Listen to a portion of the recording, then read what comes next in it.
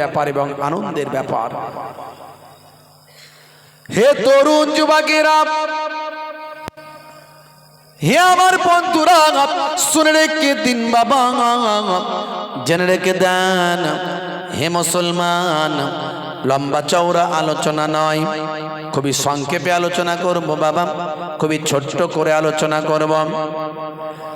আল্লাহর নবী বলেছেন 7টা ভালো কাজ আছে বান্দা, 7টা ভালো কাজের ভিতরে যদি তুমি একটা ভালো কাজ করতে পারো, সেটা হলো সাদকায়ে জারিয়া। এই একটা ভালো কাজের বিনিময়ে বান্দা কাল কিয়ামত পর্যন্ত কবরে পড়ে পড়ে সওয়াব পেতে থাকবে। আল্লাহর নবী সোনার জবানে জানিয়ে দিলেন, সাবউন তাজরি লিল আবদি বাদা মাউতিহি ওয়া হুয়া ফি কবরিহি। মানুষ মারা যাওয়ার পরে মনে রাখবেন, ভালো কাজ এবং খারাপ কাজ সব বন্ধ হয়ে যায়, নেকি আর বদি সবই বন্ধ হয়ে যায়, গুড এবং ব্যাড সবই স্টপ হয়ে যায়। কেবলমাত্র এমন কিছু কাজ আছে যেগুলো কাল কিয়ামত পর্যন্ত কবরে তার রুহে মাগফিরাতের জন্য কাজে লাগে, তার রুহে আল্লাহ পৌঁছাতে থাকে। এরকম ভালো কাজ হলো 7টা। 7টার মধ্যে ভাই আমার, মান আল্লামা ইলমান, বলা হয়েছে যে নিজে এলেম শিক্ষা করলো আর অপরকে শেখাতে লাগলো, অর্থাৎ যে ওস্তাদ নিজে জ্ঞান অর্জন করেছে অপরকে জ্ঞান বিতরণ করছে। এই যে মাদ্রাসা ভাই আমার, তালেবে এলেম যারা আছেন, যারা জ্ঞান শিক্ষা লাভ করছেন, যারা স্টুডেন্ট এবং যারা টিচার শিক্ষকেরা ভাই আমার কোরআন হাদিসের তালিম দিচ্ছেন, মাসলা মাসাইলের তালিম দিচ্ছেন ভাই আমার, সামাজিক জ্ঞান তাদেরকে দান করছেন। এই যে জ্ঞান অর্জন করছে, জ্ঞান বিতরণ করছেন, এই জ্ঞান যিনি অর্জন করলেন এবং বিতরণ করলেন, দয়ার নবীর হাদিসকে সামনে রাখলে প্রমাণ হয় কাল কিয়ামত পর্যন্ত মৃত্যুর পরে কবরে পড়ে পড়ে সওয়াব পেতে থাকবে।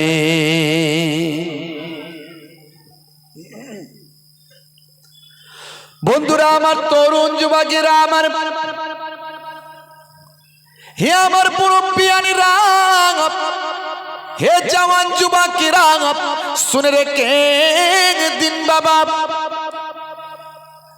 আর একটা বলা হয়েছে আও ওয়ারাসা মাসহাফান, যে বান্দা মাদ্রাসায় সহযোগিতা করে, কেতাবাদি দেয়, মাদ্রাসায় পড়াশোনার ক্ষেত্রে উপকরণ দেয়, মাদ্রাসা সুন্দরভাবে চালানোর জন্য অর্থ দেয়, টাকা পয়সা দেয়, পুস্তক আদি দেয়, কিতাবপত্র দেয়, হাদিসের কিতাব দেয়, তাফসিরের কিতাব দেয়, ফিকহের কিতাব দেয়, মাসলা মাসাইলের কিতাবগুলো দেয় ভাই আমার, পয়সা দিয়ে টাকা দিয়ে সহযোগিতা করে, খাবার দাবারের ব্যবস্থা করে দেয়, চাল দেয়, আলু দেয়। এই রকম মাদ্রাসায় যারা দেখাশোনা করে, সহযোগিতা করে, আল্লাহর নবী বলেন এই নবীর ঘরকে যারা সহযোগিতা করবেন, ওই বান্দারা আল্লাহর দ্বীনকে সাহায্য করলো। ইন তানসুরুল্লাহ ইয়ানসুরুকুম, যে আল্লাহর দ্বীনকে সাহায্য করে আল্লাহ তাকে সাহায্য করেন।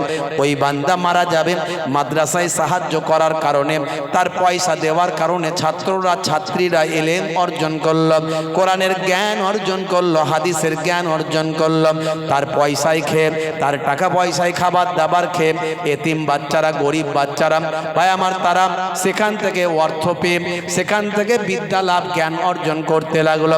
যিনি টাকা পয়সা দিয়েছিলেন তিনি কবরে চলে গেছেন। দয়ার নবী বলেন এই এলেম শিক্ষা করার জন্য, মাদ্রাসায় সহযোগিতা করার জন্য ওই বান্দা কবরে পড়ে পড়ে কাল কিয়ামত পর্যন্ত সওয়াব পেতে থাকে।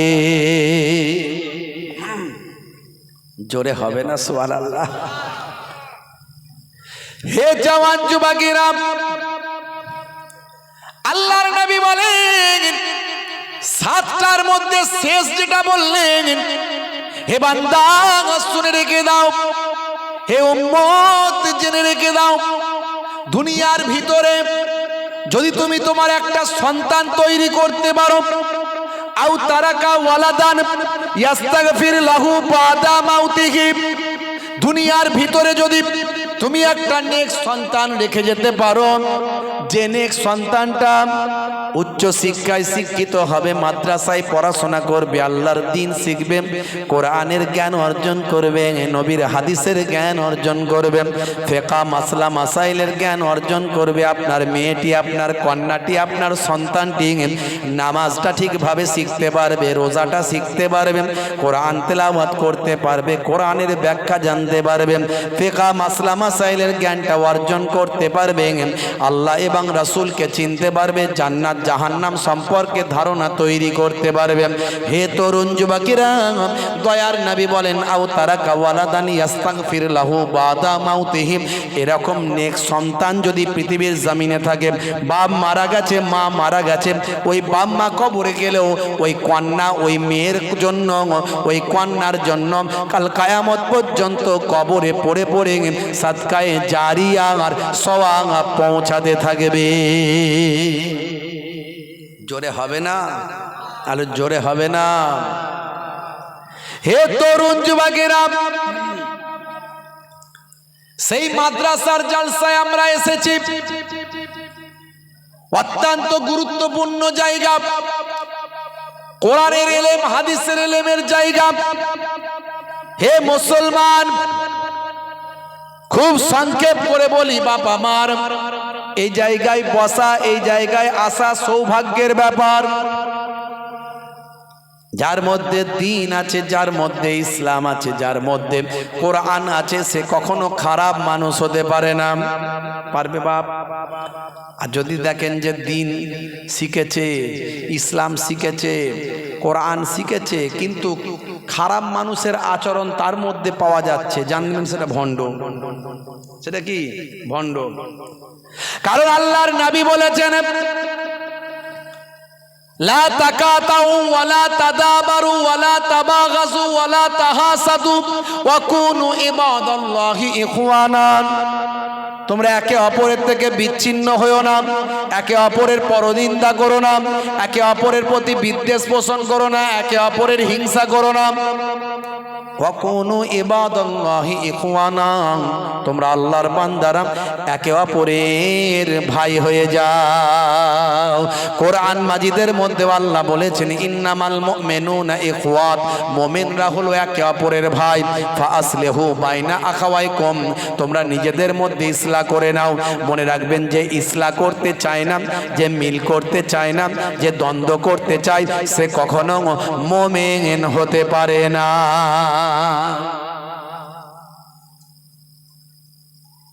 মুসলিম তুমি নামে হলে আজ কামে হলে না ভাই।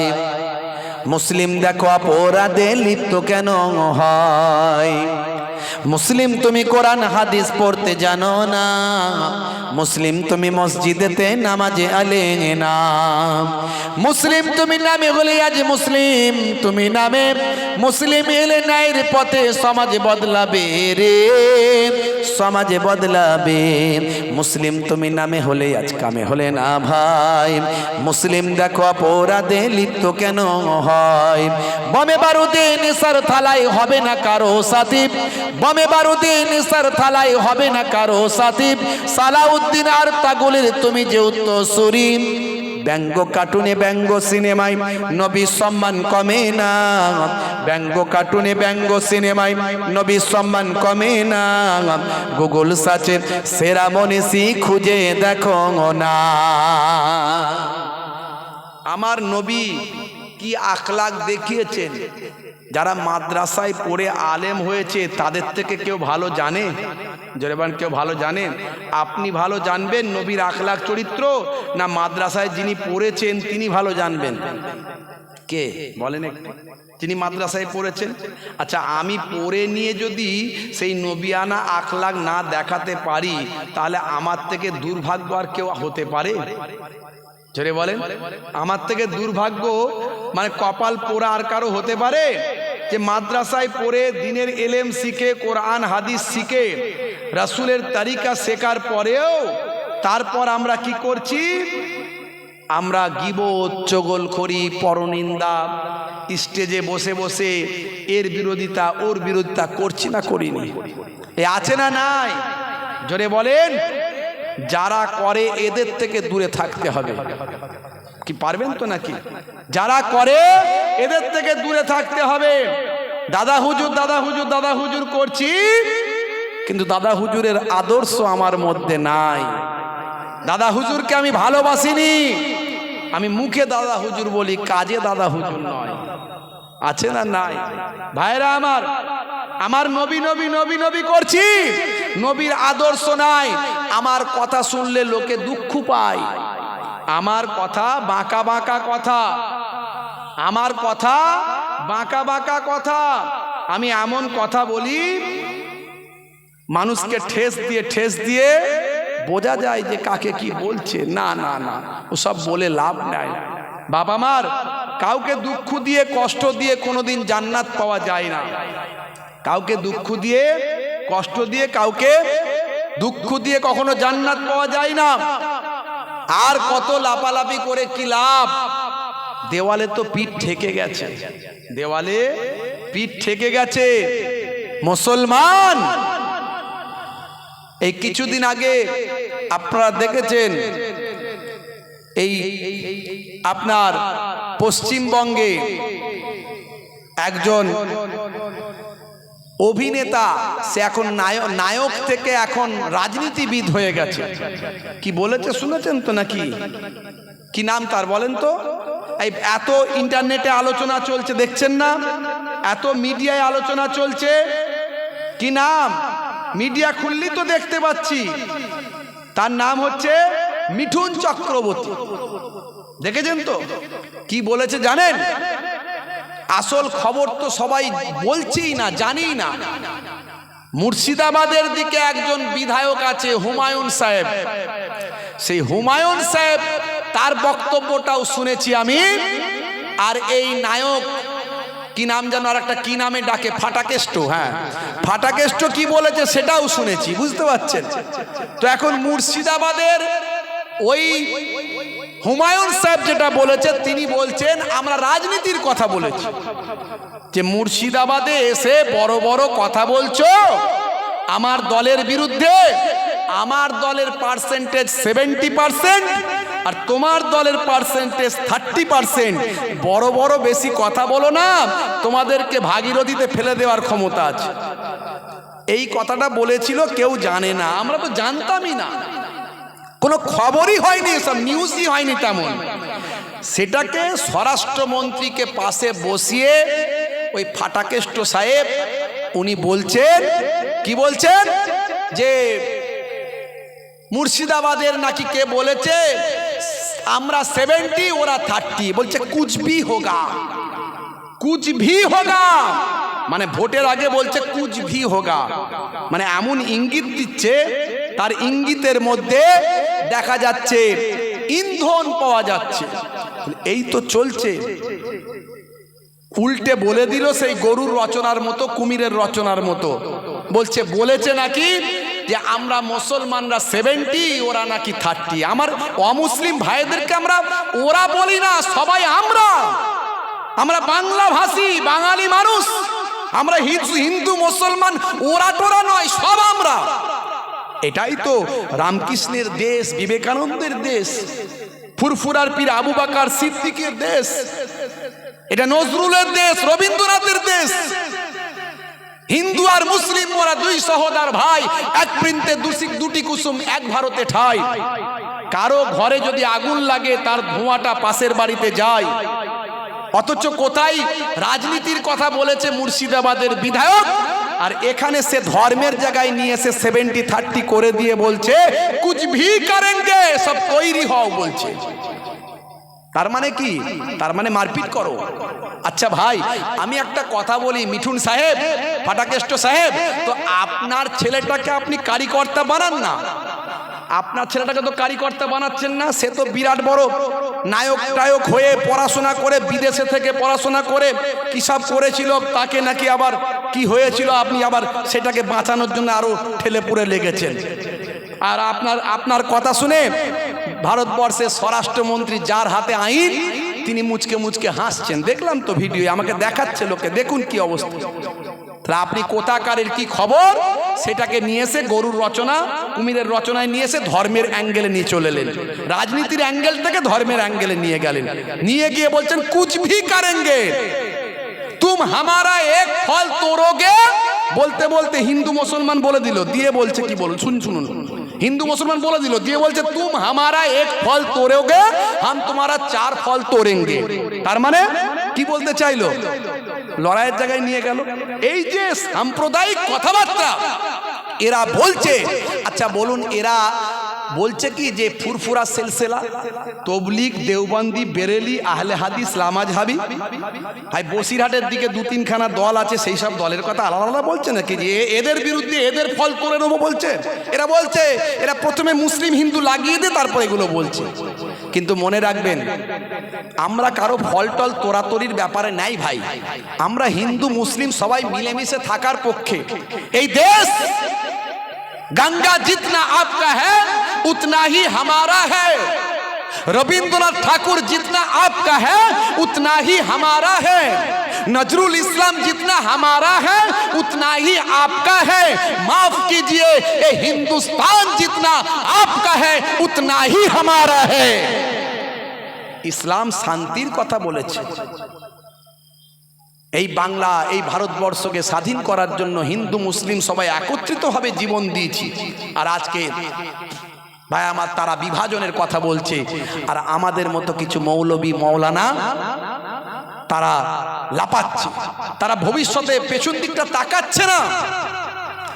যারা স্টেজে উঠে এই মৌলবীগুলো মৌলানাগুলো যত বড়ই আলেম হোক, যত বড়ই বক্তা হোক, যতই তারা মাদ্রাসা মসজিদ এটা ওটা করুক, কিন্তু তাদের কথার মধ্যে দিয়ে যদি ঐক্যের বার্তা যদি না থাকে, জানবেন নবী ঐক্য চেয়েছে এরা ঐক্যের বিরুদ্ধে, আল্লাহ ঐক্য চেয়েছে এরা ঐক্যের বিরুদ্ধে। শুধু মুসলমানের ঐক্য নয়, হিন্দু মুসলমান খ্রিস্টান জৈন বৌদ্ধ সকলের ঐক্য। যারা ঐক্যের বিরুদ্ধে, যারা বিভাজন চায়, যাদের কথাবার্তায় মানুষ ক্ষুব্ধ হয়, তাদের থেকে আমাদের দূরে থাকতে হবে। হে তরুণ যুবকেরা, দেখুন আলেমদের আদর্শ কেমন হওয়া দরকার। আলেমদের আদর্শ কেমন হওয়া দরকার। হে জওয়ান যুবকেরা, হে আমার মুরব্বিয়ানেরা, শুনে রেখে দিন বাবা, জেনে রেখে দিন বাবা, মানুষকে ভালোবাসুন, মানুষকে প্রেম করুন, হিন্দুকে ভালোবাসুন, খ্রিস্টানকে ভালোবাসুন, জৈন বৌদ্ধকে ভালোবাসুন, মুসলমানকে ভালোবাসুন। কালেমার সম্পর্কে মুসলমান একে অপরের ভাই, আল মুসলিম ও আখুল মুসলিম। কালেমার সম্পর্কে মুসলমানের ভাই, আর রক্তের সম্পর্কে, ব্লাডের সম্পর্কে সারা পৃথিবীর মানুষ একে অপরের ভাই। সেই এক ভাই আর এক ভাইকে ভালোবাসুন, দ্বন্দ্ব অশান্তি থেকে আমাদের বাঁচতে হবে। মুসলমান ফুরফুরা শরীফ মুজাদ্দিদুজ্জামান একটা হক সিলসিলা বাবা। ভাই আমার দোস্ত আমার, যে সময় বাংলার জমিনে আজ থেকে 100 বর্ষ আগে ইউপি থেকে বিহার থেকে হিন্দি ভাষী আলেমরা তারা এসে বাংলার মানুষদের হেদায়েত করতে পারেননি, কারণ বাংলার মানুষের কাছে হিন্দি ভাষা তখন বাবা একটা অপরিচিত ওয়ার্ড, অপরিচিত শব্দ, অপরিচিত বাক্য তারা গ্রহণ করতে পারেনি। সে সময় বাংলার জমিন থেকে আমার আপনার পীর মোর্শেদ জামানার মুজাদ্দিদ ছোটখাটো আলেম ছিলেন না বাবা। এখনকার বক্তারা আলেমেরা 6টা হাদিসের সানাদ পেয়ে আলেম হয়, বুখারী মুসলিম তিরমিজি আবু দাউদ নাসাই ইবনে মাজাহ। আর আমার আপনার পীর মোর্শেদ মুজাদ্দিদুজ্জামান 6টা হাদিস তো বটে, তার সঙ্গে মদিনা শরীফ থেকে 40টা হাদিস শেষ করে তার সানাদ নিয়ে ভারতের জামিনে এসে বাংলার মানুষদের হেদায়েত করেছিলেন। তাই বসিরহাটের আল্লামা হুজুর মুজাদ্দিদুজ্জামানের কাছে হাতে হাত দিয়ে মুজাদ্দিদুজ্জামানের কাছে বায়াত হয়েছিলেন। বড় বড় আলেমরা আমার আপনার পীর মুজাদ্দিদুজ্জামানের কাছে বায়াত হয়েছিলেন। তাই আর সেই দাদা হুজুর পীর কেবলা ভালো করে তাকিয়ে দেখুন, মধ্যম পন্থা অবলম্বন করেছিলেন। মধ্যম পন্থা হাদিসের মধ্যে এসেছে খায়রুল উমুরে আওয়াজিমুহা, সর্বোত্তম পন্থা হলো মধ্যম পন্থা। দাদা হুজুর কেবলা সেই মধ্যম পন্থা নিয়ে আমাদেরকে ঐক্যবদ্ধ করলেন। আর আমরা দাদা হুজুরের কথা বলবো, অথচ দাদা হুজুরের আদর্শ আমাদের মধ্যে নাই। আমাদের প্রভু এক, এক নবীর উম্মত, জীবন বিধান এক, ওই শ্রীবাণী কোরআন। আমাদের প্রভু এক, এক নবীর উম্মত, জীবন বিধান এক, ওই শ্রীবাণী কোরআন। তবে কেন এক নও হে মুসলমান, এক হও এক হও করি আহ্বান। তবে কেন এক নও হে মুসলমান, এক হও এক হও করি আহ্বান। আমাদের প্রভু এক, এক নবীর উম্মত, জীবন বিধান এক, ওই শ্রীবাণী কোরআন। বাইতুল্লাহ এক, মদিনা শরীফ এক, উহুদ পাহাড় এক, বদরের মাঠ এক। জোরে হবে না? জোরে হবে না? বাইতুল্লাহ এক, মদিনা শরীফ এক, উহুদ পাহাড় এক, বদরের মাঠ এক। একটা তো জীবন আর মরণ তো একটাই, একটা তো জীবন আর মরণ তো একটাই। সকলের তরে আছে একই স্থান। তবে কেন এক নও হে মুসলমান,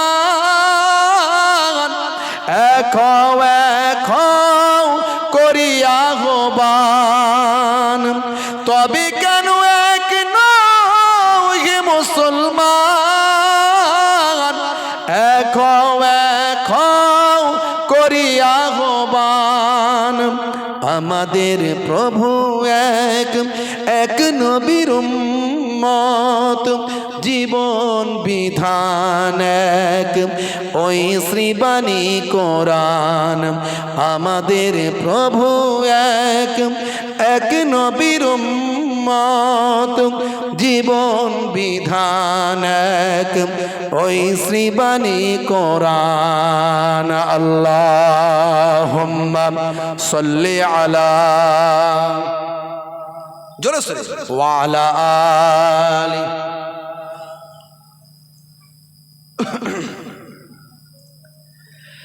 হে তরুণ যুবকেরা, হাক্কানি আলেমদের আদর্শ কেমন হওয়া দরকার একটা ছোট্ট উদাহরণ দিই। ভাইরা আমার, তরুণ যুবকেরা আমার, হে আমার মুরব্বিয়ানেরা, শুনে রেখে দিন, জগৎ বিখ্যাত ইমামদের মধ্যে একজন ইমাম হলেন হযরতে ইমাম আবু ইউসুফ রাহমাতুল্লাহ আলাইহি। ভাইরা আমার, তরুণ যুবকেরা, হে আমার মুরব্বিয়ানেরা, হযরতে ইমাম আবু ইউসুফ রাহমাতুল্লাহ আলাইহি, ভাই আমার, জগতের কয়েকজন ইমামদের মধ্যে তিনি একজন ইমাম। সেই হযরতে আবু ইউসুফ রাহমাতুল্লাহ আলাইহি খলিফা হারুন আর রশিদের সময়কার একজন বিখ্যাত ইমাম ছিলেন। বাবা বন্ধুরা আমার, তরুণ যুবকেরা আমার, খলিফা হারুন আর রশিদ একজন আলেম মানুষ ছিলেন, জ্ঞানী মানুষ ছিলেন, পণ্ডিত ছিলেন। তার কাছে পাণ্ডিত্যের কদর ছিল।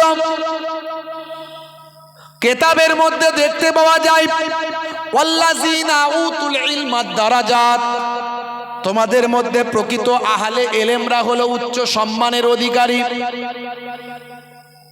আলেমদের কত সম্মান দেয়া হয়েছে, আল্লাহ দিয়েছেন, কোরআন দিয়েছে, হাদিস দিয়েছেন, নবী দিয়েছেন। ভালো করে বুঝবেন, আলেমদের সম্মান সবচেয়ে উপরে। কোন আলেম? যার মধ্যে আল্লাহর কোরআনের জ্ঞান আছে, নবীর হাদিসের জ্ঞান আছে। হে তরুণ যুবকেরা, তবে বা আমলওয়ালা আলেম হতে হবে। মুখে আমি যেটা বলছি নিজেই সেটা করি না, এমন আলেম আছে না নাই? আমি বলছি চগলখড়ি করা চলবে না, আর আমি নিজেই চগলখড়ি করছি। আমি বলছি ষড়যন্ত্র করা চলবে না, আর আমি নিজেই ষড়যন্ত্র করছি, দলবাজি করছি। আছে না নাই? কি গো? আমি বলছি বেনামাজি হওয়া চলবে না, আমি নিজেই নামাজ পড়ি না। বা আমাল আলেমদের সম্মান ডাক্তারের উপরে, অ্যাডভোকেটের উপরে, সায়েন্টিস্টের উপরে দুনিয়ার মানুষ কি দিল সম্মান দেখার দরকার নেই। আল্লাহর কোরআন দিয়েছে, রাসূলের হাদিস দিয়েছে। হে তরুণ যুবকেরা, হে আমার মুরব্বিয়ানেরা, হযরতে ইমাম আবু ইউসুফ রাহমাতুল্লাহ আলাইহি সেই জামানার মস্ত বড় আলেম, মস্ত বড় তিনি একজন ইমাম ছিলেন, বাদশা ছিলেন, পণ্ডিত জ্ঞানী মানুষ। তিনি আল্লাহর কোরআন রাসূলের হাদিস অনুযায়ী আলেমদের সম্মান করতেন। বাদশা কি করলেন? হে তরুণ যুবকেরা, হে আমার বন্ধুরা, হে আমার মুরব্বিয়ানেরা, বাদশা দাওয়াত করলেন ইমাম আবু ইউসুফ রাহমাতুল্লাহ আলাইহিকে রাজ দরবারে। বাদশা হারুন আর রশিদ রাজ দরবারে দাওয়াত করেছেন, আপ্যায়ন করবেন, ভালো করে খানা পিনার ব্যবস্থা করেছেন। নিজে হাতে আপ্যায়ন করতে চান, নিজে হাতে ওয়েলকাম স্বাগতম জানিয়ে নিয়ে এসেছেন, দূর থেকে ইস্তেকবাল করে সম্মান জানিয়ে নিয়ে এসেছেন। মনে রাখবেন, মান যারা আলেমান ফাকান্নামা যারানি, যে আলেমে হাক্কানির সঙ্গে মোলাকাত করল, নবী বলেন সে যেন আমি রাসূলের সঙ্গে মোলাকাত করল। মান সাফা আলেমান ফাকান্নামা সাফানি, যে আলেমে হাক্কানির সঙ্গে মুসাফা করলাম সে যেন আমি রাসূলুল্লাহ দয়ার নবীর সঙ্গে মুসাফাটা করে গেল। মান জালাসা আলেমান ফাকান্নামা জালাসানি, যে আলেমে হাক্কানির মজলিসে গিয়ে বসলো সে যেন আমি রাসূলুল্লাহ দয়ার নবী আমার মজলিসে এসে বসলো। জোরে হবে না? তবে আখেরি জামানার দুই ধরনের আলেম, একটা বা আমাল আর একটা বে আমাল, একটা আমল ওয়ালা আর একটা আমল ছাড়া। মুখে ভালো ভালো কথা বলে, কোরআনের কথা, হাদিসের কথা, সুন্নতের কথা, নামাজের কথা। গীবত করো না, চগলখড়ি করো না, পরনিন্দা করো না, ষড়যন্ত্র করো না, হিংসা করো না, বিদ্বেষ করো না, মুখে বলে কিন্তু অন্তরটা তার অন্যরকম। বন্ধুরা আমার, তরুণ যুবকেরা, 1450 বছর আগে নবী বলেছেন, আমি বলছি না, দয়ার নবী বলছেন এক ধরনের আলেম সমাজে হবে আখেরি জামানায়। ভালো করে বুঝবেন, এক ধরনের আলেম আখেরি জামানায় সমাজে হবে। তাদের অন্তরটা কেমন হবে? নবী বলেছেন কুলুবহুম কা কুলুবিজ জিয়াব, কুলুবহুম কা কুলুবিজ জিয়াব, তাদের অন্তরটা হবে নেকড়ে বাঘের মতো। আর কথাটা কেমন হবে? নবী বলছেন কালামুহুম কা কালামিল আম্বিয়া, কথাগুলো হবে নবীদের কথার মতো। কথাগুলো বলবে সুন্দর সুন্দর, কিন্তু অন্তরটা নেকড়ে বাঘের মতো। তাদের বক্তব্য, তাদের কথা, তাদের ভাই আমার চিন্তা ভাবনা থাকবে অন্যরকম, লোকে বুঝতে পারবে। ওয়াফিলুহুম কাফিলিল ফারাইনাত, কাজকর্মগুলো হবে ফেরাউনের কাজের মতো। আল্লাহর নবী বলেন এরা আমার উম্মত নয়, আর আমি নবীও এদের নবী নয়। কিন্তু আমার আল্লাহ আলেমদের অনেক সম্মান দিয়েছেন। ভাই আমার বাদশা হারুন আর রশিদ, তিনি ভাই আমার হযরত ইমাম আবু ইউসুফ রাহমাতুল্লাহ আলাইহিকে দাওয়াত করেছেন, নিজে ইস্তেকবাল করে নিয়ে গেছেন, ওয়েলকাম স্বাগতম জানিয়ে। হে তরুণ যুবকেরা, হে আমার বন্ধুরা, রাজ দরবারে নিয়ে গিয়ে সুন্দর আসন তৈরি করে দাস্তারখান বিছিয়ে দিয়ে নিজে হাতে বাদশা আলেমের সম্মান করছে, নিজে হাতে সম্মান করছে। বন্ধুরা আমার, তরুণ যুবকেরা, আলেমের ইজ্জত আল্লাহ কত দিয়েছে ভালো করে ভাবুন। একজন বাদশার মতো বাদশা, যার মধ্যে জ্ঞান আছে, এলেম আছে, সে আলেমদের সম্মান করবে, হাক্কানি আলেমদের। বাদশাহ হারুন আর রশিদ নিজে হাতে দস্তরখান বিছিয়ে দিয়েছেন। হুজুর আপনি বসুন, আপনাকে আমি নিজে হাতে আজকে মেহমানদারি করাবো। আপনি হলেন এত বড় জগৎ বিখ্যাত ইমাম, আল্লাহর আলেম বান্দা। হে তরুণ যুবকেরা, হে আমার বন্ধুরা, এমন সময় দেখতে পাওয়া যায় একটু ফালুদা নিয়ে এসেছেন। ফালুদা, পেস্তার তৈরি ফালুদা। এই ফালুদা নিয়ে এসে এক গ্লাস ফালুদা প্রথম দিয়েছে হুজুর খান। এটা হলো পেস্তার তৈরি ফালুদা, বড় সুস্বাদু খেতে। আপনার জন্য আমি নিজে হাতেই নিয়ে এসেছি, নিজে হাতেই বানিয়েছি। আপনার জন্য স্পেশাল বানানো হয়েছে, আমি নিজে হাতে আপনাকে খাওয়াতে চাই। হযরতে ইমাম আবু ইউসুফ রাহমাতুল্লাহ আলাইহি এ ফালুদার কথা শুনে ঝরঝর করে কাঁদতে লাগলেন, চোখ দিয়ে ঝরঝর করে পানি ঝরতে লাগলো। হযরতে আল্লাহর মাহবুব বান্দার চোখের পানি দেখে বাদশা হারুন আর রশিদ তিনি অবাক হয়ে গেলেন। হুজুর বেয়াদবি নেবেন না, আমার কথায় কি আপনার কোনো ব্যথা লেগেছে? আমার কথায় কি আপনি দুঃখ পেয়েছেন? কেন কাঁদছেন হুজুর, কেন কাঁদছেন একটু বলবেন। বলবেন হুজুর বেয়াদবি হয়ে গেলে ক্ষমা করবেন। আল্লাহর মাহবুব বান্দা বললেন, ও বাদশা জাহাপনা, বাদশা হারুন আর রশিদ, আপনার কথাতে আমার কোনো দুঃখ নাই। তাহলে কি ব্যাপার, কেন আপনি এমন কাঁদছেন? বলে আপনি যখন ফালুদার কথা বললেন, ফালুদা আমাকে খাওয়াতে চাইলেন, আমার একটা অতীতের কথা মনে পড়ে গেল। বলে কি কথা? এই অতীতের কথা মনে পড়ার সঙ্গে সঙ্গে আমি আর অশ্রু ধরে রাখতে পারলাম না, চোখ দিয়ে আমার অশ্রুটা ঝরঝর করে গড়াতে লাগলো। সেই সময় বাদশা বলেন, হুজুর অতীতের কি এমন ঘটনা মনে পড়ল যে আপনি আর অশ্রু ধরে রাখতে পারলেন না, একটু বলবেন। সেই সময় হযরতে হারুন আর রশিদ সামনে রেখে ভাই আমার ইমাম আবু ইউসুফ রাহমাতুল্লাহ আলাইহি চোখ ভরা পানি নিয়ে বলতে শুরু করলেন, বাদশা জাহাপনা শুনে রেখে দেন, কুফা নগরীতে একটা পরিবার ছিল, বড় গরিব পরিবার, poor family. His family is poor, গরিব ফ্যামিলি। বন্ধুরা আমার, তরুণ যুবকেরা আমার,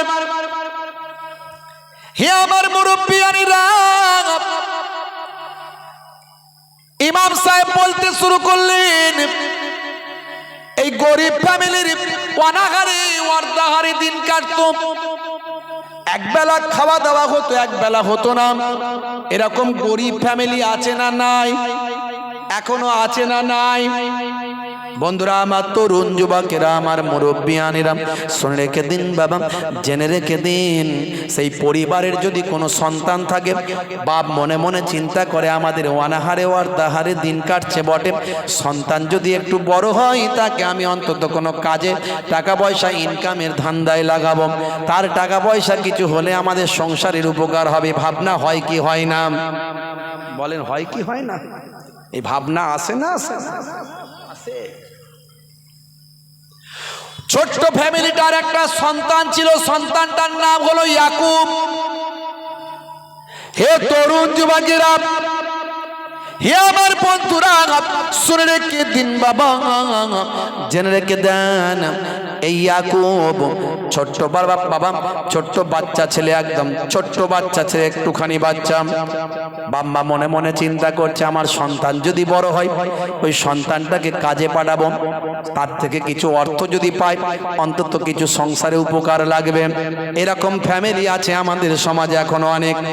এই ফ্যামিলিগুলোর প্রতি আমাদের বিশেষ লক্ষ্য রাখা দরকার। আমরা জাকাত ঠিক মতো দিই না। জাকাত মানে আমরা মনে মনে করি 50টা লুঙ্গি আর 100টা শাড়ি দিলেই জাকাত হয়ে যাবে। আসলে জাকাতের উদ্দেশ্য এটা নয়। জাকাতের উদ্দেশ্য হলো গরিবি হাঁটাও, দেশ বাঁচাও। আপনার পরিবারের মধ্যে থেকে, আপনার রিলেটিভের মধ্যে থেকে যে দুস্থ অসহায়, তাকে এককালীন অর্থ দিয়ে এস্টাবলিশ করা, এর নাম হলো জাকাত। সমস্ত নবীদের জামানায় জাকাত ছিল, বুঝতে পারছেন? আমাদের নবীর জামানাতে খরচ খরচা বাদ দিয়ে লাভ্যাংশের উপর শতকরা 2.5 টাকা। অন্যান্য নবীর জামানাতে জাকাতের সিস্টেম ছিল, নামাজ ছিল, রোজা ছিল। কথায় কথা বেড়ে যায়। হে তরুণ যুবকেরা, হে আমার বন্ধুরা, হে আমার মুরব্বিয়ানিরা, এইরকম একটা পরিবার কুফা নগরীতে ছিল, কুফায়। সেই পরিবারের সন্তান হলো ইয়াকুব। বাচ্চা যখন একটু বড় হলো, সংসারে আয় ইনকাম বাড়ানোর জন্য বাচ্চাকে একটা ধোপার কাজে দিল। ধোপার কাজে বাপটা কি করতো? বাপটা হলো সুতা কাটার কাজ করতো, মা ঘরোয়া ছোটখাটো কাজগুলো করে দিন গুজরান করতো, অনাহারে ওয়ার্তাহারে দিন কাটাতো। এমন সময় দেখতে পাওয়া যায় ছোট্ট বয়সে যখন একটু আমার কাজ করার উপযুক্ত হলো, সন্তান যখন 6 বছর 8 বছর হলো, সন্তানকে ধোপাখানায় দিয়ে দিল ধোপার কাজে। ধোপাখানার মালিককে বলল, বাবা আমার সন্তানটাকে দিয়ে গেলাম, বড় অভাবের সংসার বলে দিলাম, পড়ার বয়স, পড়া ছাড়িয়ে কাজেতে লাগালাম, কাজটা করাবেন কিন্তু কষ্ট বেশি দিও না, সন্তানকে আমার আদরের সন্তান, একমাত্র বাচ্চা আমার, তাকে কষ্ট তুমি বেশি দিও না। তবে মনে রেখো যেটুকু পারো কাজ করবে, ওই কাজের পয়সা যেমন পারবে দেবে, মাসের শেষে পয়সাটা ওর হাতে দেবে, আমার অভাবের সংসারে একটু কাজে লাগবে। বন্ধুরা আমার, তরুণ যুবকেরা আমার, হে আমার মুরব্বিয়ানিরা, হে জওয়ান যুবকেরা, শুনে রেখে দিন বাবা। এমন সময় এই ঘটনা বলছেন হযরত ইমাম আবু ইউসুফ। কে বলছে ঘটনা? ইমাম আবু ইউসুফ ঘটনাটা বলছেন। কাকে বলছেন? বাদশা হারুন আর রশিদকে বলছেন ঘটনা। আল্লাহ গো তোমার দরবারে এই মোর মোনাজাত, ফেলো না তুমি এমন পরীক্ষাতে আমার। আল্লাহ গো তোমার দরবারে এই মোর মোনাজাত, ফেলো না তুমি এমন পরীক্ষাতে আমার। হে তরুণ যুবকেরা, বাদশা হারুন আর রশিদ চিন্তায় পড়ে গেলেন, একই পরীক্ষায় আমি পড়লাম, হুজুরের কান্নাটা বন্ধ করব কি করে? হুজুর তারপরে বলুন, কাঁদবেন না, তারপরে বলুন। হে জওয়ান যুবকেরা, ইমাম আবু ইউসুফ রাহমাতুল্লাহ আলাইহি ঘটনাটা বলতে শুরু করেছে। কুফা নগরীর ওই পরিবারের বাচ্চার ঘটনা। বাচ্চাকে ধোপাখানায় দেওয়া হলো, সে প্রতিদিন ধোপাখানায় কাজে যায়। মা তাকে সকালবেলা রেডি করে ধোপার কাজেতে পাঠিয়ে দেয়। কিন্তু এই বাচ্চাটির পড়াশোনার প্রতি ভীষণ আগ্রহ ছিল, শিক্ষার প্রতি বড় আগ্রহ ছিল। হে তরুণ যুবকেরা, রাস্তা দিয়ে যখন ধোপাখানার দিকে যাবেন, রাস্তার ধারে এমন একটা বড় মাদ্রাসা দেখতে পাই। একটা বড় মাদ্রাসা রাস্তার ধারে দেখতে পাই। বন্ধুরা আমার, রাস্তায় যেতে যেতে মাদ্রাসার সামনে দাঁড়িয়ে গিয়ে একটু উঁকি মেরে দেখে কি হচ্ছে মাদ্রাসায়। দেখছে মাদ্রাসার বড় মাওলানা বাচ্চাদের আল্লাহর কোরআন মাজিদ শেখাচ্ছে। বাচ্চাটি সেখানে দাঁড়িয়ে গেল, মন তার সেই জায়গা থেকে আর যেতে চায় না। যেন মন চায় না যে এখান থেকে যায়, এখানে দাঁড়িয়ে থাকে। দাঁড়িয়ে দাঁড়িয়ে বাচ্চাদের পড়া শুনি। হযরত ইমাম ইউসুফ ঝরঝর করে কাঁদছেন। আবু ইউসুফ হুজুর সেই সময় বলেন, হে বাদশা জাহাপানা, শুনে রেখে দিন, ওই বাচ্চাটাকে মাদ্রাসার বড় মাওলানা দেখতে পেয়েছে। মাদ্রাসার বড় মাওলানা বলছে, ছেলে দাঁড়িয়ে আছো, ভিতরে এসো। তুমি কি আল্লাহর কোরআন শিখতে চাও? তুমি কি নবীর হাদিস জানতে চাও? তুমি কি কোরআনের তাফসীরটা পড়তে চাও? তুমি কি ফিকহের মাসলা মাসাইলগুলো জানতে চাও? তুমি কি এই সমস্ত কিতাবগুলো পড়তে চাও? বাচ্চাটা মাথাটা নেড়িয়ে সম্মতি দিল, হ্যাঁ চাই। কি নাম বাবা তোমার? আর আমার নাম ইয়াকুব। বাড়ি কোথায়? বাড়ি কুফার অমুক জায়গায়। তোমার আব্বা কি করেন? বলে এমন কাজ করেন, সুতা কাটার কাজ করেন। মা বাড়িতে থাকেন, তুমি কি করো? বলে আমাকে ধোপার কাজে লাগিয়ে দিয়েছেন। হুজুর আমার মন চাই না কাজ করি, আমার মন চাই আল্লাহর কোরআন পড়ি। জোরে হবে না? জোরে হবে না? कुरान एक ऐसा कलाम है, कुरान एक ऐसा कलाम है जो आप एक किताब लेकर डोनाल्ड ट्रम्प के पास जाए, बंगाली जबान का किताब। मिस्टर डोनाल्ड ट्रम्प, अब तो नया नया अमेरिका का प्रेसिडेंट हुए हो। आप तो नया प्रेसिडेंट सिलेक्टेड हो, तो आपके पास इतना बड़ा बिजनेसमैन हो तुम। हम एक बंगाल से आया हूँ, बंगाली जबान का एक किताब लाया हूँ, जरा इस किताब को पढ़ के बताइए इसमें क्या लिखा हुआ है। ডোনাল্ড ট্রাম্প জানেন তো কিরকম লোক? কিছুদিন আগে কান ঘেঁষে তার গেছে বন্দুকের গুলি, মানে আর একটু হলেই পটলডাঙ্গায় চলে যেত, সেখান থেকে ফিরে এসে আবার প্রেসিডেন্ট হয়ে গেছে। বুঝতে পারছেন? প্রেসিডেন্ট হয়েই হুমকি দিয়েছে, বলছে এই যে মধ্যপ্রাচ্যের জালেম দেশ যেটা আছে, জালেম দেশ, জালেম, ওর নাম নিলে আবার এদের চ্যানেলের প্রবলেম হয়ে যাবে। এমন টেকনোলজিতে উন্নত করেছে, নাম নিলে এইখানকার, আমি এখানে নাম নেব তাদের, আর এরা যদি রেকর্ডিং করে এই কথাটাকে, এদের সব পরের দিন থেকে দেখবেন সব মোবাইল সাদা হয়ে গেছে। ওর নাম নেওয়া যাবে না, ওদের নাম নেওয়া যাবে না। আমি শর্ট ফর্মে বলছি, ইলি ইলি ইলি, আপনারা বুঝে নেন বাকিটা। ইলিকে বলে দিয়েছে, হে বাইডেন, তুমি এতদিন পর্যন্ত ওদেরকে সহযোগিতা করেছো, এ কি বাপের টাকা পেয়েছো নাকি? এরপর থেকে দেওয়া সব বন্ধ। মাথা পেটে চাল পড়ছে। ইলিদের যে হেডমাস্টার, তার মাথা খারাপ, বলে সর্বনাশ, যদি ওখান থেকে মাল না পাই তাহলে তো এরা আমাদেরকে খেয়ে ফেলবে। তো এতদিন তুমি এত মানুষকে জীবন নিয়েছো, আর এখন ভয় পাচ্ছ। বুঝতে পারছেন?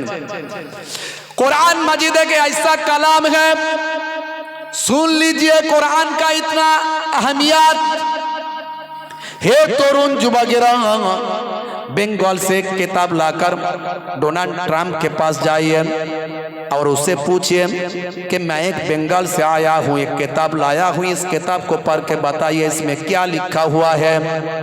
डोनाल्ड ट्रम्प ने मुस्कुरा कर कहेगा, बेटा ये कहाँ से, क्या, कौन सा जबान का किताब लाया हूँ, जरा इंग्लिश किताब लाओ तो मैं पढ़ के बताऊंगा। बिहार में चला जाइए, लालू जी एक फेमस आदमी है, उसके पास जाकर एक गुजराती जबान का किताब लाकर, किताब ले जाकर पढ़ने के लिए फरमाइए, बोलिए। लालू जी मुस्कुरा कर कहेगा, बेटा ये गुजरात का कहां से क्या किताब लाए हो, जरा हमारा जबान का कोई किताब लाओ तो मैं पढ़ के बताऊंगा। ये जो किताब का जो लैंग्वेज है, इसे देख के हमको राबड़ी देवी का झुमकी लगता है, जरा इस किताब को हम पढ़ने का लायक नहीं हो। यहाँ का किताब वहाँ का आदमी नहीं पढ़ सकता है, लेकिन कुरान मजीद का अहमियत सुनिए। ये कुरान मजीद एक ऐसा किताब है, ऐसा कलाम है, जो नाजिल हुआ मक्का में, फैल गया मदीने में, नाजिल हुआ मदीने में, फैल गया मक्का में, नाजिल हुआ मक्का में, फैल गया अफगानिस्तान में, नाजिल हुआ मदीने में, फैल गया पाकिस्तान में, नाजिल हुआ मक्का में, फैल गया इराक में, नाजिल हुआ मदीने में, फैल गया ईरान में, नाजिल हुआ मक्का में, फैल गया फ्रांस में, नाजिल हुआ मदीने में, फैल गया जर्मनी में, नाजिल हुआ मक्का में, फैल गया हिंदुस्तान में, नाजिल हुआ मदीने में, फैल गया सारा दुनिया में। जोरे हवे ना, जोरे हवे ना।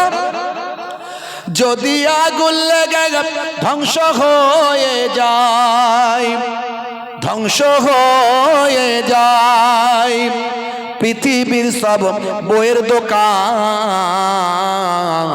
তবু বিশ্ব থেকে হারাবে না পবিত্র কোরআন।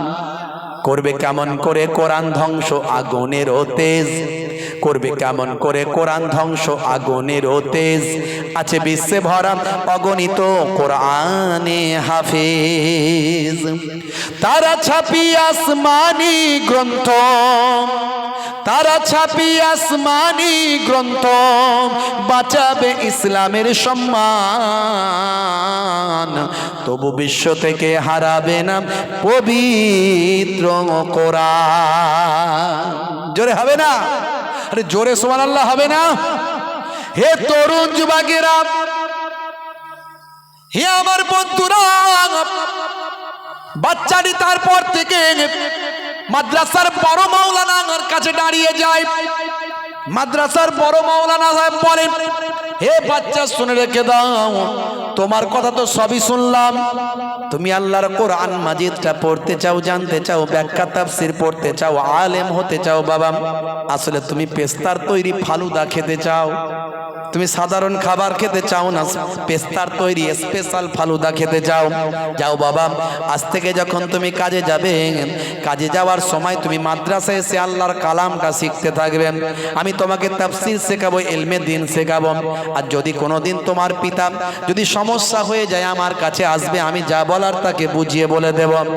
এইভাবে প্রত্যেক দিন চলতে থাকে। কয়েক মাস কেটে গেছে। মাঝে মাঝে জিজ্ঞাসা করে, কিরে তোর ধোপা চাচা পয়সা দেয়নি, মাস তো হয়ে গেছে। মাথা নিচু করে থাকে। কয়েক মাসে সে অনেকটা আল্লাহর জ্ঞান, দ্বীনের জ্ঞান অর্জন করেছে। কয়েক মাস পরে ভাই আমার ওই বাবা ইয়াকুবের আব্বা রাগান্বিত হয়ে ধোপার কাছে চলে যায়। হ্যাঁ ভাই, তোমার কাছে আমার গরিবের সংসার বাচ্চাটাকে পাঠিয়েছি, পড়া ছাড়িয়ে তোমার কাছে পাঠিয়েছি কিছু পয়সার জন্য, আমার সংসারের উপকারের জন্য, অথচ তুমি তাকে পয়সা দিলে না, শুধু বেকার বেকার এতটা দিন খাটালে। সেই সময় ধোপাওয়ালা ভাই বলছে, কি বলছো? তোমার ছেলেকে জিজ্ঞাসা করো। দু একদিন আসার পরে সে আর কোনোদিন আমার কাছে কাজে আসে না। বাচ্চার কাছে যখন চোখ রাঙিয়ে বাপ জিজ্ঞাসা করলো, তখন বাচ্চা বলল, এই যতদিন পর দিন গেছে আমি আল্লাহর কিতাব, আল্লাহর কোরআন, রাসূলের হাদিসটা শেখার জন্য মাদ্রাসার বড় মাওলানা আর কাছে গিয়ে দিন শিখেছি। জোরে হবে না? জোরে হবে না? ইয়াকুবের আব্বা রাগান্বিত হয়ে মাদ্রাসার বড় মাওলানার কাছে গেল। হে তরুণ যুবকেরা, হে আমার বন্ধুরা, বড় মাওলানার কাছে গিয়ে সালাম কালাম। আল্লাহর আলেম বান্দাদের কেনা সম্মান করে, যারা হাক্কানি হয় কেনা রেসপেক্ট করে। হুজুর, একটা কথা বলার জন্য এলাম। কি বলছো বাবা? আমার সন্তান, আপনি তো সবই জানেন, গরিবের সংসার কাজেতে দিয়েছি, আপনি কাজটা না করিয়ে পড়ার মধ্যে রেখেছেন, আমার সংসারে অভাব চলছে। বলে, বাবা ইয়াকুবের আব্বা মাথা ঠান্ডা করো, তোমার সন্তান পেস্তার তৈরি ফালুদা খেতে চাই আর তুমি তাকে ধোপাখানায় কাজের জন্য পাঠাতে চাও, এটা কখনো হতে পারে না। তোমার সন্তান পেস্তার তৈরি ফালুদা খেতে চাই, আমি তার ব্যবস্থা করেছি। তোমার মাসে যে টাকাটা খরচা হয়, যেটা দিলে তোমার উপকারে লাগবে, সেটা তুমি আমার কাছ থেকে নিয়ে যাবে। সন্তানকে কখনো আমার কাছ থেকে ছাড়াবে না। তাকে যতদিন পর্যন্ত পেস্তার তৈরি ফালুদা না খেতে শিখবে, আমি ততদিন পর্যন্ত আল্লাহর দ্বীন তাকে শেখাতে থাকব। হে তরুণ যুবকেরা, এ কথা শুনে বাদশা ঝরঝর করে কাঁদে। ইমাম আবু ইউসুফ রাহমাতুল্লাহ আলাইহি বলতে বলতে কাঁদেন। সেই সময় ভাই আমার দোস্ত, আমার বাদশা জাহাপনাকে বলতে রাখলেন, ও বাদশা জাহাপনা, কেন আমি কাঁদছি শুনুন। ওই যে কুফা নগরীর গরিব ফ্যামিলির বাচ্চা ইয়াকুব আর অন্য কেউ নয়, সেই ইয়াকুব হলো আমি, তো ইমাম আবু ইউসুফ। আর কুফা নগরীর ওই মাদ্রাসার বড় মাওলানা আর অন্য কেউ নন, বড় মাওলানা হলেন ইমামে আজম আবু হানিফা। জোরে হবে না? আরে জোরে হবে না? বাপজি আমার, এই মাদ্রাসায় আপনার সন্তানকে দিয়েছেন, কন্যাকে দিয়েছেন, পড়তে দিয়েছেন, মাদ্রাসায় যোগ্য যোগ্য আলেম আছে, মাশাআল্লাহ। আমার অত্যন্ত প্রিয় ভাই, প্রিয় মানুষ, মুফতি মাওলানা মোহতারাম হজরত ইসমাইল সাহেব, খুব যোগ্য বড় আলেম। আপনারা সেখানে দিয়েছেন। বাবজি আমার, ছেলেকে বাচ্চাকে দিনের তালিমের মধ্যে রাখুন, দুনিয়াতে কামিয়াবি পাবেন, আখিরাতেও কামিয়াবি পাবেন। মন কেঁদে যায়, প্রাণ কেঁদে যায়, হৃদয় কেঁদে যায়। মন কেঁদে যায়, প্রাণ কেঁদে যায়, হৃদয় কেঁদে যায়। আমার হুজুর চোখে পানি, কলিজা জ্বলে যায়। মন কেঁদে যায়, প্রাণ কেঁদে যায়, হৃদয় কেঁদে যায়। কি কসুর আমার বলে দিন, চোখের অশ্রুটা মুছে নিন। হুজুর চোখের অশ্রু মুছে নিন, কান্না বন্ধ করলেন, এটা আমার কসুর কি বলুন হুজুর, চোখের অশ্রু মুছে নিন। ইমামে আজম আবু হানিফার এই ঘটনা, ইমাম আবু ইউসুফ রাহমাতুল্লাহ এর ঘটনা আল্লাহর দ্বীনকে কোন মর্যাদায় নিয়ে গেছে ভাই আমার। সেদিন তিনি যদি আল্লাহর কোরআন রাসূলের হাদিস না শিখতেন, পরবর্তীকালে ইমাম আবু ইউসুফ রাহমাতুল্লাহ আলাইহি হতে পারতেন না। বাদশা তাকে সম্মান করে ডেকে নিয়ে এসে খাওয়াতো না, তাই তিনি ঝরঝর করে কাঁদছেন যে আজকে সেই ফালুদার কথা যখন আপনি বললেন, সেদিনের সেই ফালুদার খাওয়ার কথা আমার মনে পড়ে গেল। জোরে বলুন সুবহানাল্লাহ। বাপজিরা আমার, এই মাদ্রাসার দিকে লক্ষ্য রাখবেন। আমি আপনাদের কাছে বিদায় নেব, যাওয়ার আগে একটুখানি শুধু বলবো যে আপনারা তো আজ থেকে ওয়াজ জালসা শুরু হলো, আগামী কালও চলবে। ফুরফুরা দরবার শরীফ থেকে আমার দুইজন মামাতো ভাই, মাশাআল্লাহ আমার থেকে সব ছোট ভাই আমার, বুঝতে পারছেন, তারা হলো ছেলের ছেলে, আমি মেয়ের ছেলে, আবার আমি মায়াপুর পীরনগরী হুজুর কেবলার ছেলের ছেলে, বুঝতে পারছেন। দুই দরবারের মেহমান, মুসাফির হালাতে আহলে বায়াতের খানদানের চিটেফুটা রক্ত আমার শরীরে আছে। আমি অধম গুনাহগার আপনাদের খেদমতে এসেছি। আগামী কালও আপনারা ওয়াজ শুনবেন। আমার দুইজন পীরের আওলাদ, আমার মামাতো ভাইরা মাশাআল্লাহ ওয়াজ নাসিহাত করবেন। বসিরার আল্লামা হুজুরের দরবার থেকে হুজুরের আওলাদেরা আসবেন। আজকের রাত্রেও বড় বড় সব যোগ্য আলেমরা আছেন। ভবানীপুর মাদ্রাসার যিনি প্রতিষ্ঠাতা জনাব হযরত মুহতারাম মুফতি মাওলানা ইয়াকুব আলী সাহেব, প্রবীণ আলেম, যোগ্য আলেম, 24 পরগনার জমিনে ভাই আমার বিখ্যাত আলেমদের মধ্যে একজন মাওলানা মুফতি আপনার ইসমাইল সাহেব, এই 24 পরগনার জমিনে বিখ্যাত আলেমদের মধ্যে ভাই আমার প্রথম সারির আলেম, বুঝতে পারছেন। তবে বসিরহাট আল্লামা হুজুর যে আলেম ছিলেন 24 পরগনার গর্ব, সেই আলেম এখনো পর্যন্ত ভাই আমার 24 পরগনার জমিনে জন্ম নেয়নি। আর আগামী 100 বছরে সেই বসিরহাট আল্লামা হুজুর সম্পর্কে আমার যতটুকু নলেজ আছে, আগামী 100 বছরে জন্ম নেবে না এই 24 পরগনার জমিনে। আমার বিশ্বাস বসিরহাট আল্লামা হুজুর যে কিতাব একবার চোখে দেখে নিতেন, তার চোখে যেন ক্যামেরার মতো তৈরি হয়ে যেত, সব মুখস্থ হয়ে যেত, বুঝতে পারছেন। যতদিন পর্যন্ত মাদ্রাসা আলিয়ায় পড়াশোনা করেছিলেন, বসিরহাট আল্লামা হুজুর 1 নম্বরে, তার উপরে আর কেউ নাই। তিনি বুঝতে পারলেন বাবা একজন আল্লাহর ওলি ধরতে হবে, একজন বড় আলেম ধরতে হবে। চলে গেলেন বাংলার বিখ্যাত আলেম, ভারতবর্ষের বিখ্যাত আলেম পীর মুজাদ্দুজ্জামান আবু বকর সিদ্দিক রহমাতুল্লাহ আলাইহির হাতে হাত দিয়ে দাস্তে বায়াত হয়ে গেলেন, মুরিদ হয়ে গেলেন। জোরে বলুন সুবহানাল্লাহ। বাপজি আমার, আল্লাহ করে 24 পরগনায় অনেক যোগ্য আলেম আছেন, যিনি আছেন সবাইকে আমি রেসপেক্ট করি, সম্মান করি। যে অ্যাঙ্গেল থেকে কাজ করছেন করুন, প্রত্যেকেই আমরা যেন আল্লাহকে সন্তুষ্ট করার জন্য করতে পারি, দ্বীনের পথে চলতে পারি, ইসলামের পথে চলতে পারি, একে অপরকে যেন কষ্ট না দিই, এগুলো আমাদের মাথায় রাখতে হবে। না হলে কোনো রকমে আমরা কামিয়াবি হতে পারবো না। ভাইরা আমার, সেই মাদ্রাসায় আল্লাহ করে যোগ্য আলেমরা এখানে আছেন। আমার অত্যন্ত প্রিয় ভাই, খুব বড় আলেম আমার পাশে এসে বসেছেন, এই মাদ্রাসার অনেক বড় দায়িত্বে আছেন। মুফতি সাহেব, মাওলানা সাহেব মাশাআল্লাহ এসেছেন। তো আমি ভাইয়েরা বলেছেন একটু সময় তো হাতে খুব কম, তো একটুখানি আমার হাতে যদি আপনারা বলতে চান, আমি তো এলেম এলেমের গুরুত্ব নিয়ে একটু বললাম, অনেক আলোচনা ছিল, তো এই এলেমের গুরুত্ব নিয়ে একটু বললাম। যদি সেই কোরআন মাজিদকে সাহায্য করেন, আল্লাহ দুনিয়া আখেরাতে আপনাকে সাহায্য করবে। কোরআন মাজিদে আল্লাহ বলেছেন, মান জাআ বিল হাসানাতে ফালাহু আসরু আমসালিহা। বান্দা একটা হাসানা করবে, একটা ভালো কাজ করবে, এক দেবে, আমি আল্লাহ তোমাকে 10 দেব, 10টা যাজা দেব। জোরে বলুন সুবহানাল্লাহ। তা আছেন বাপ, একজন ভাই 1001 টাকা এক দিয়ে শুরু করছি, আল্লাহ হলেন এক। সেহি আল্লাহ ইজ ওয়ান, আল্লাহ is one whom all depend, he begets not is he begotten and none is like him. সে আল্লাহ হলেন এক, তাই এক দিয়ে শুরু করছি। এক হলো বেজোর, আল্লাহু বিতরুন ওয়া ইউহিব্বুল বিতরা, আল্লাহ বেজোর পছন্দ করেন। একজন আছেন 1001 টাকা। কত গরিব বাচ্চারা, আমার মায়েরা, মেয়েরা পড়াশোনা করে, নারী শিক্ষায় হয় সমাজ গঠিত, নারী শিক্ষা নাই বলে সমাজ পতিত। নারীগণ যদি শিক্ষিতা না হয়, কখনো মুসলিম জাতি জাগিবার নয়। একজন আছেন 1001 টাকা, পরে দেবেন, এখন দিতে হবে না, নামটা লেখাবেন। আপনাদের দুই খানদানের পীরের আওলাদ হিসাবে এসেছি, একটু বলতে পারেন বাপ 1001 টাকা মুসাফির হালাতে নামটা লেখা হবে, একটু ছোট্ট করে খাস দোয়া চাইবো। আছেন কেউ বলতে পারেন 1001 টাকা?